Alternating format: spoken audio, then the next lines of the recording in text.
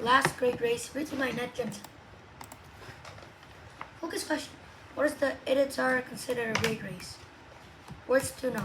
Ceremonial, trichoid, exhaustion, frostbite, grueling, insensitive, indigenous, insulate, mandatory, mushers, serum, tundra.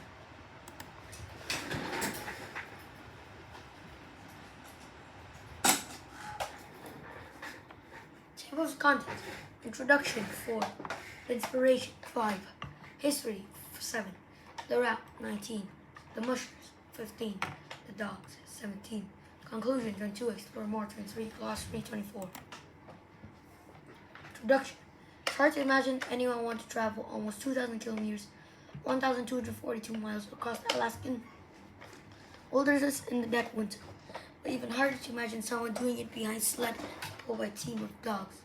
Yet every year since 1973, dozens of people have participated in what's known as the last great race on Earth. The race, better known as Iditarod, starts in Anchorage, Alaska, the first Saturday in March. Without a doubt, one of the most grueling sports event ever held. Inspiration. The early Iditarod Trail was a trail of indigenous Athabascan people. It's been in use for hundreds of years. It's not mapped and marked by any Americans until 1908. That was the year gold was discovered and what became the town of Nome. The past, the Iditarod was mainly used as a mail and supply route in the winter. Supplies were shared with Native American Alaskan practice that involved teams of sledding dogs. Mushers, or sled drivers, led teams across snowy terrain over time. The Iditarod grew until it became a large route system, connecting trails from Nome to Anchorage. However, as technology and modes of transportation improves, the Iditarod Trail was used less and less. It meant there was less need for Alaskan sled dogs. Several people who live in Alaska began ways to preserve the skill of dogs.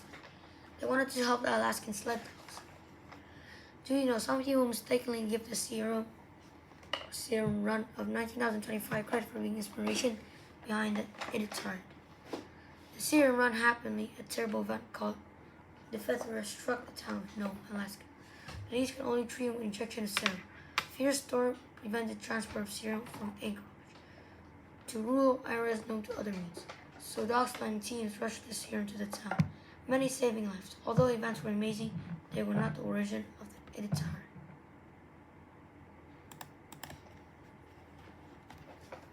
History. Practice of dog sledding was created by a mix of native and Russian skills. It was the main mode of transportation in rural Alaska for centuries. But in 1967, dogs were replaced with snowmobiles, cars, and trucks. Two Alaskans, Dorothy Page and Reddington SR, wanted to do something that would save this 6,000-old tradition. Dorothy, an Alaskan history buff, and Joe, a dog breeder and musher, decided to hold a sled dogging race along in the Iditarod Trail. Routes were more and more used during the Alaskan gold rush. The trail got its name from the native Alaskan who called its surrounding hunting area Iditarod, or distant place. The route, the first race, was about 90 kilometers, 56 miles, and took only 2 days to complete. In order to attract mushers, Joe and Dorothy raised $25,000 in prize money. This was enough to get 58 mushers to enter.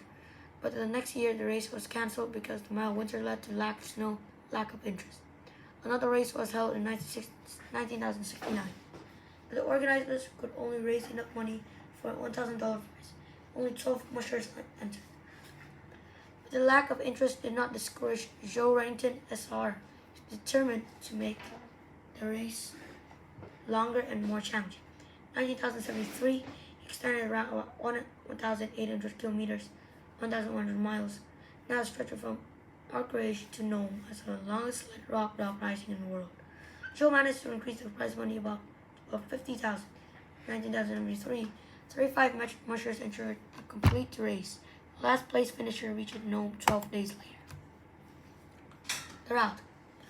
The trail taken by mushers carrying a serum in 1925 covers only half of today's northern Iditarod race route. Current trail used for two routes, the northern and southern, split to about 500 kilometers, 300 miles in the middle of the race. Not even On even number years, mushers take northern routes. On odd number years, they take on southern. The official opening for a race is a bustling ceremony of Anchorage. Dogs make a ceremonial run from Anchorage to Eagle River, and the dogs are trucked to the official start of Wasilla. This way, the dogs are not completing along dangerous city street of Anchorage and do not cross the treacherous Cook Inlet. Not every team starts at the same time. Instead, teams take off 2 minutes intervals.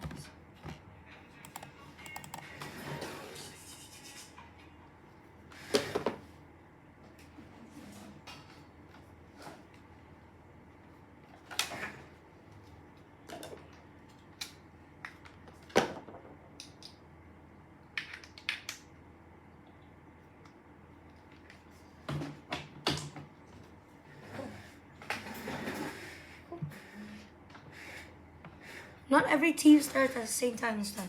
Teams take off 2 minutes intervals to prevent teams from running into each other. The difference in time of a race that required 24-hour stop, where officials hold the teams back for a few extra minutes. Since the race takes over a week to complete, there are 26 checkpoints along the route where mushers and dogs can rest. Before a race begins, mushers send dog food and other supplies to the checkpoints so they will not have to carry them in a trail.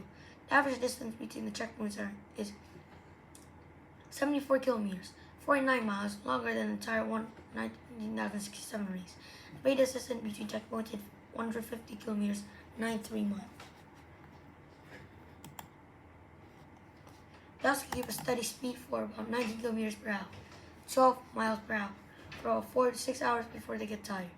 This is usually long enough to get one checkpoint to the next. But dogs also rest on trail, so mushers don't always stop at every checkpoint. In order to keep the team's course smooth through Trackles Wilderness, the trail is marked with orange stakes and reflective tape. Additional markers are set up in mountains along the coast. Each year, volunteers set about 12,000 stakes. Getting